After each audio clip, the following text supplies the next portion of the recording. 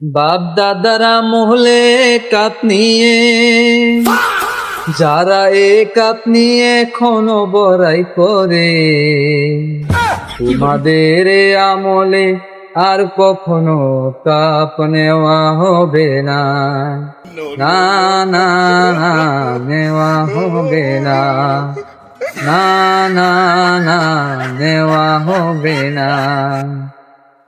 জার্মানির সাথে সেই পাল্টা ধাওয়া, বিশাল বড় একটা 7 আপ খাওয়া,